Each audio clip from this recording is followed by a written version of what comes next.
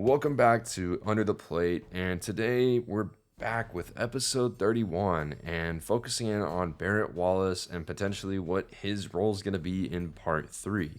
Now, as you may know, we've been kind of doing this mini series covering all of the main party members and their roles in the third and final game in the remake trilogy.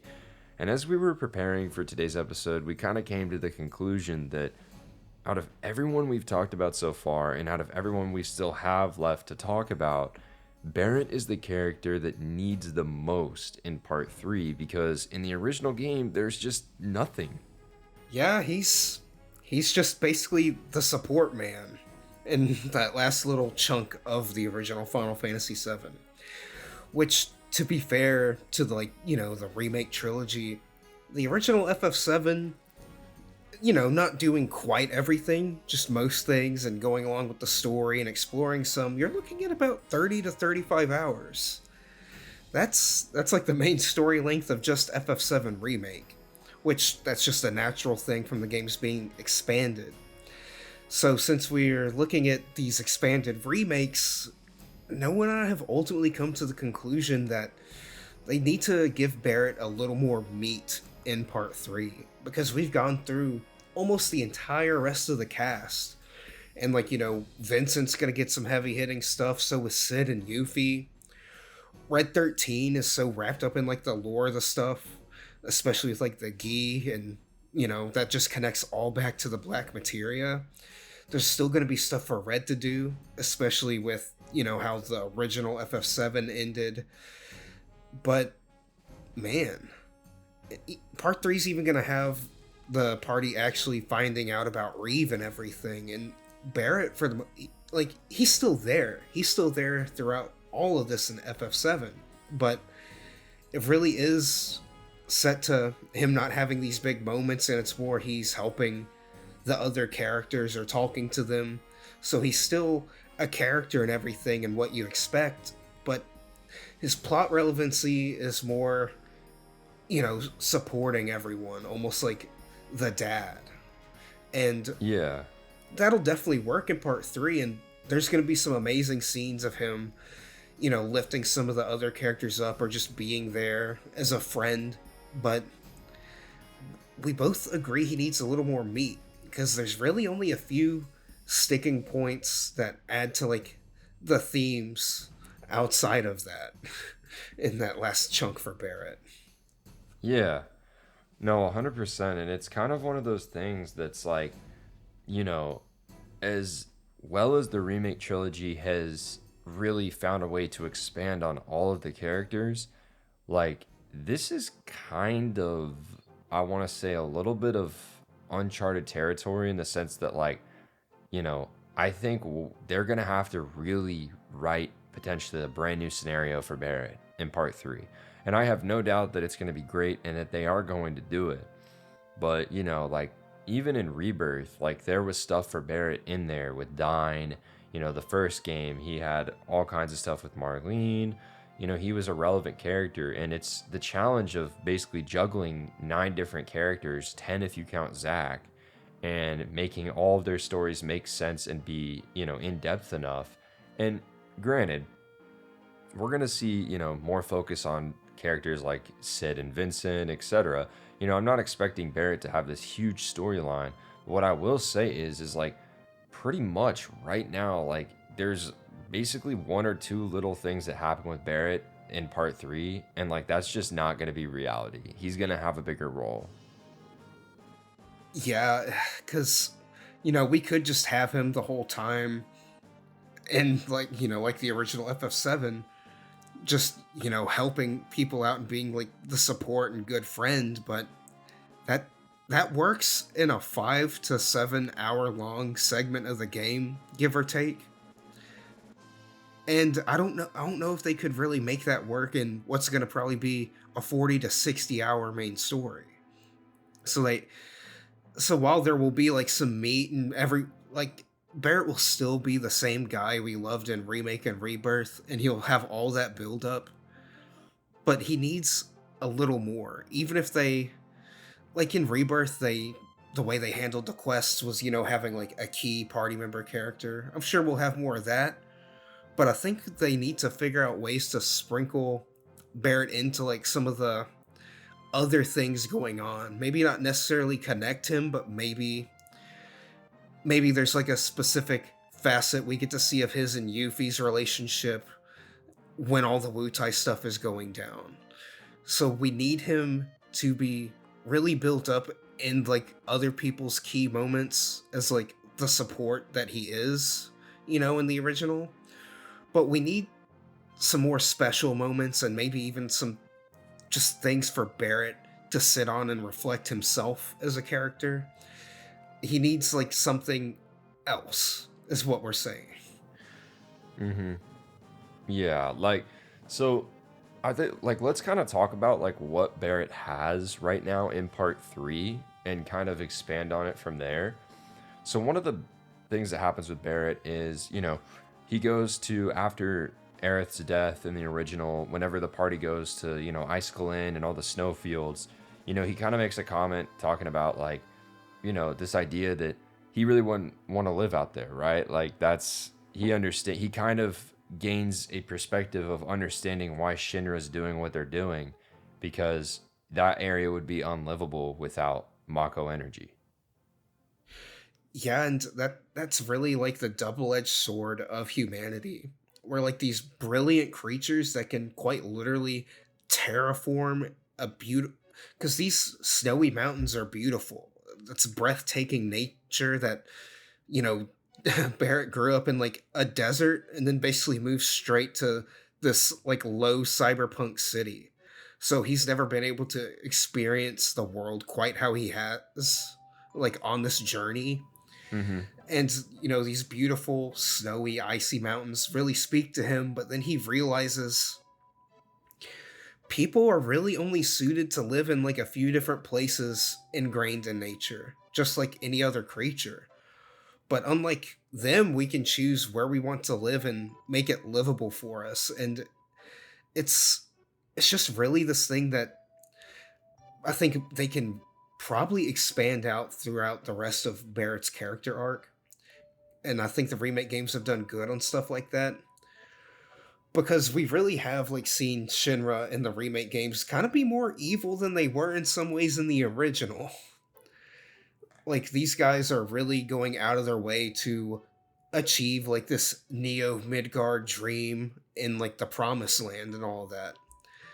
And I think Barrett kind of seeing where they're coming from, at least on a smaller scale, will give Shinra a little bit of humanity from his perspective, even though what they're doing is still too much and wrong. Because we see how they kind of start handling things later after part 3 and like Advent Children. But I guess this would be a good opportunity, like outside of like giving Barrett some new things, is like taking like these few bullet points of Barrett's in part 3 and really making them hit home in ways like this. Yeah. No, I think that's a great point. And again, like that human element to Shinra, I think is important because, it's bad writing if a villain is just, oh, they're bad, right? If you can't find a way to at least understand the perspective of the villain, it's bad writing in my opinion. And so I think that, you know, like this is a great way to implement that and to really kind of establish a line of logic of why Shinra is doing what they're doing with Barrett specifically.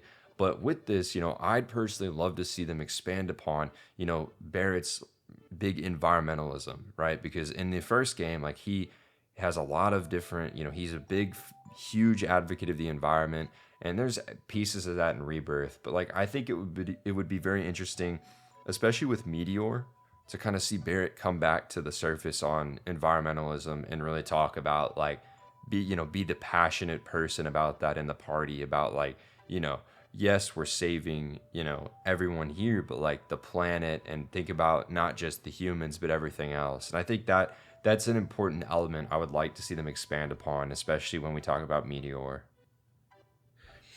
Yeah, because really a lot of the people at Shinra do what they're doing for money or some level of freedom or just because of like societal structure stuff. And Barrett has now gone on this journey and seen like the true beauty this world has to offer, but also sees humanity's weird place in it. And while humanizing Shinra, it very much will fall on this. Well, they need to, because FF7's like the most environmentalist game of all time.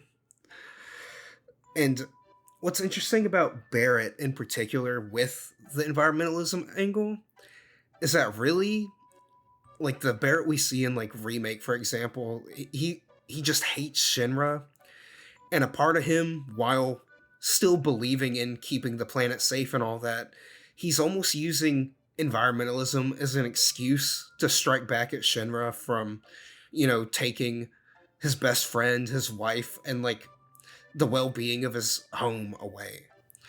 Mm-hmm. But now he's actually seeing environmentalism for what it is. It's to, while he was still, trying to protect the planet, he was kind of doing it selfishly and using it as an excuse to just, hurt Shinra. But now it's like this, he's really seeing it for what it is and falling into environmentalism more naturally, where he's seeing all of this beauty that needs to be protected, and people aren't doing a good enough job at that.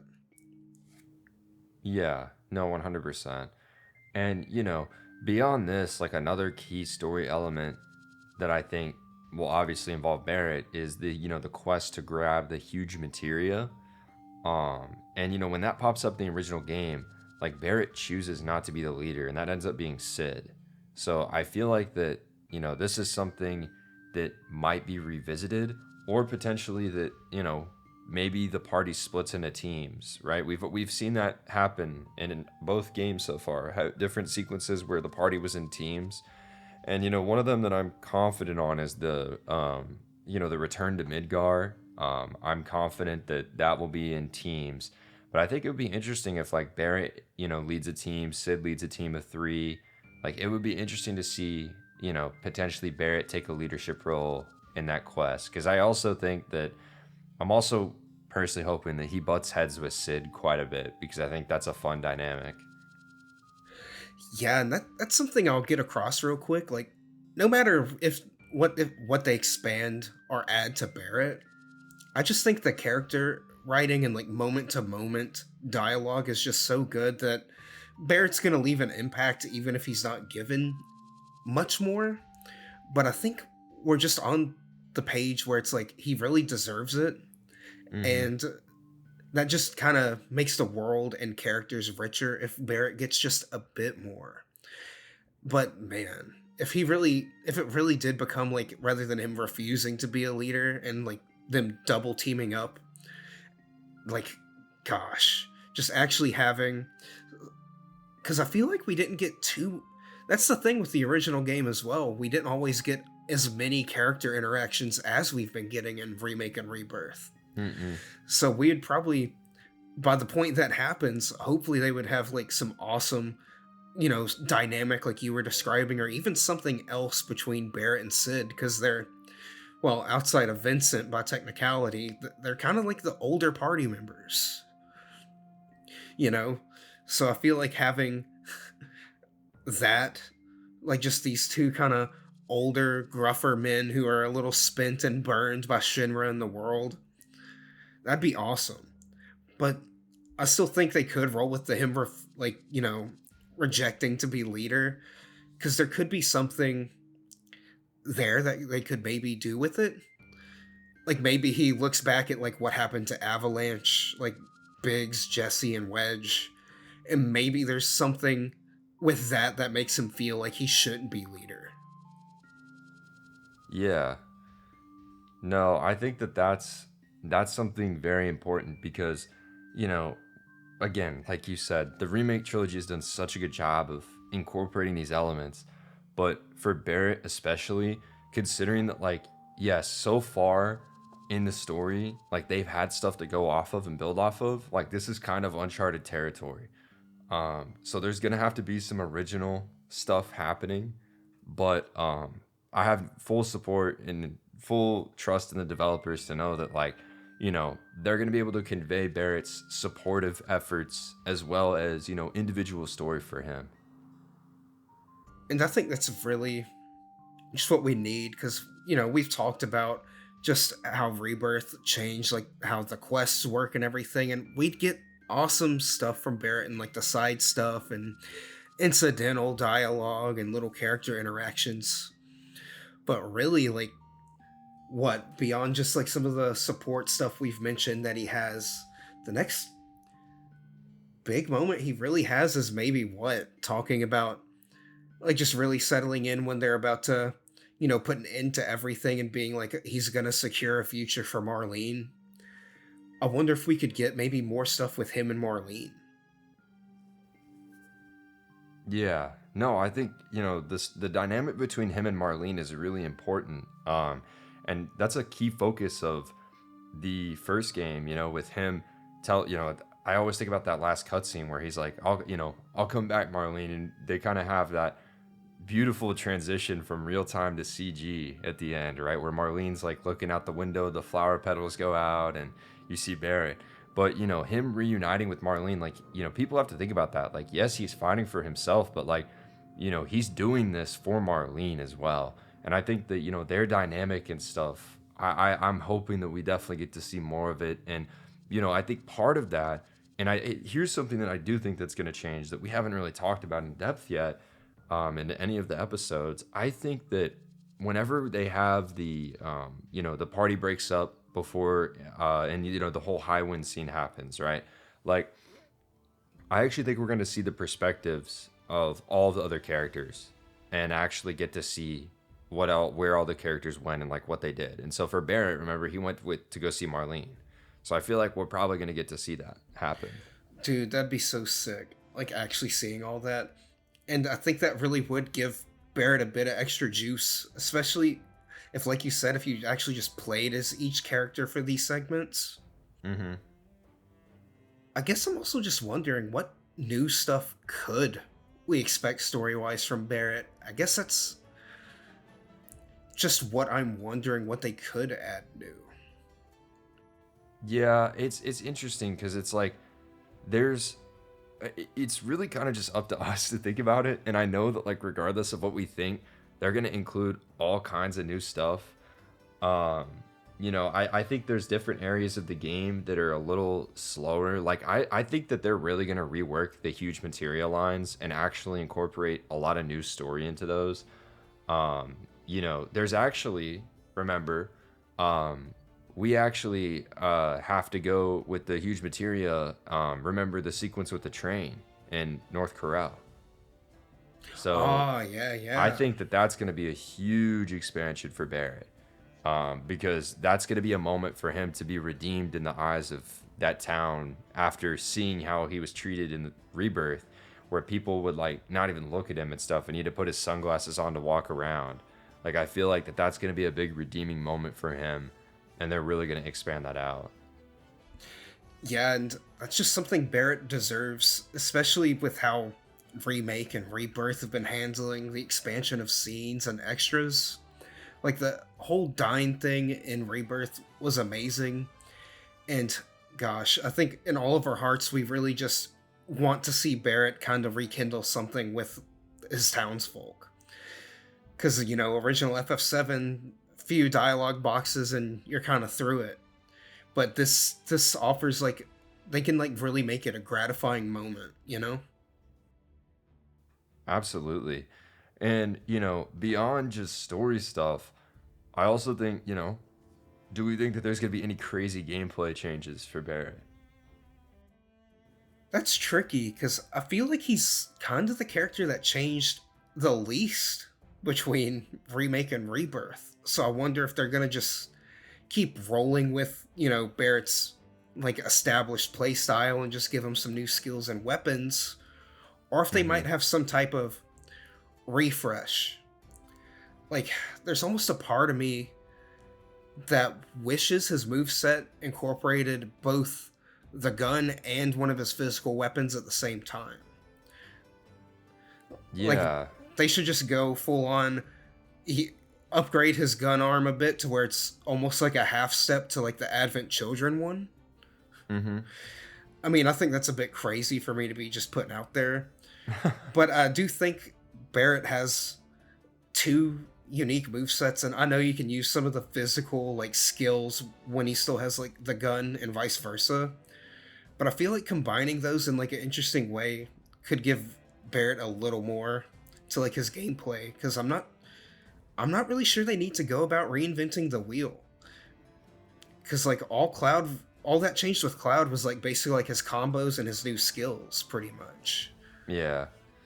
I mean, all I wanted them to do was adjust the aerial combat, and they did that, so I'm good. But no, I agree. I don't think that there's really anything that they really need to sit down and reinvent in part 3. I just think it's interesting because, we had synergy attacks that were introduced in Rebirth. And so I kind of feel like that they are still going to introduce something with gameplay for this part. I don't know what that's going to be, but I feel like that it is going to evolve further, the combat system. So it'll be interesting to kind of see. But of course, we can discuss gameplay changes at another time. But overall, I think that, Barret has a lot of interesting stuff going for him. But it's going to be really up to the developers to expand out his story to make sure that he maintains relevancy throughout the plot and isn't sidelined from the rest of the party. Yeah, especially with just like I said earlier, taking this, chunk of roughly 5 hours and stretching it, well, expanding it. It's just tricky because it's like, are they gonna?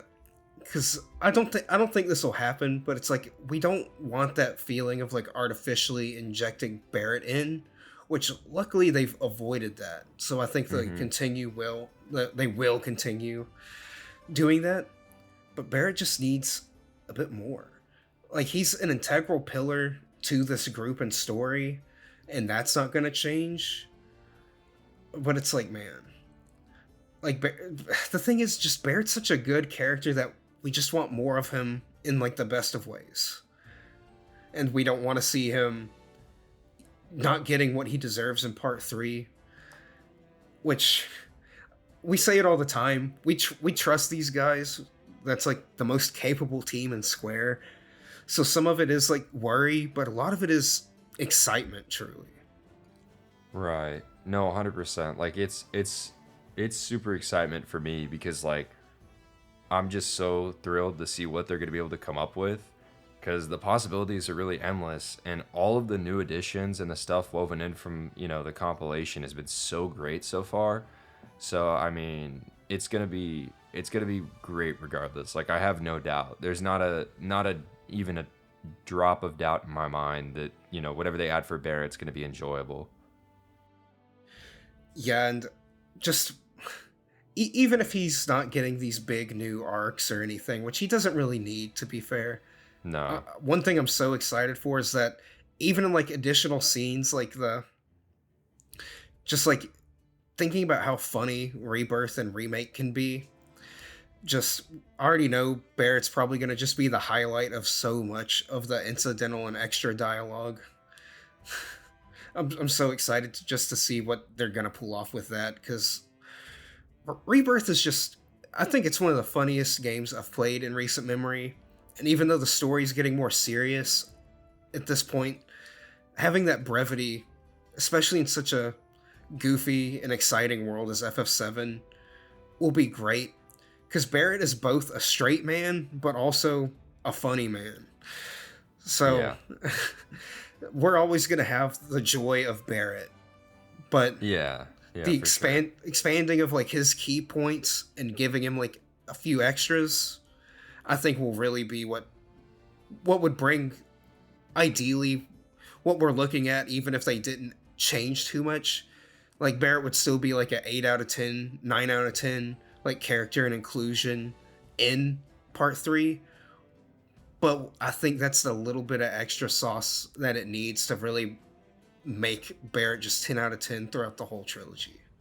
100%. But with that being said, guys, that's going to wrap it up for our Barret discussion today on episode 31 of Under the Plate. Thank you guys so much for watching, and definitely be sure to let us know down below what you think about Barret and what you're hoping to see from him in the future. We'll catch you next time, but thank you again for watching, and be sure to check out our playlist for all our episodes of Under the Plate.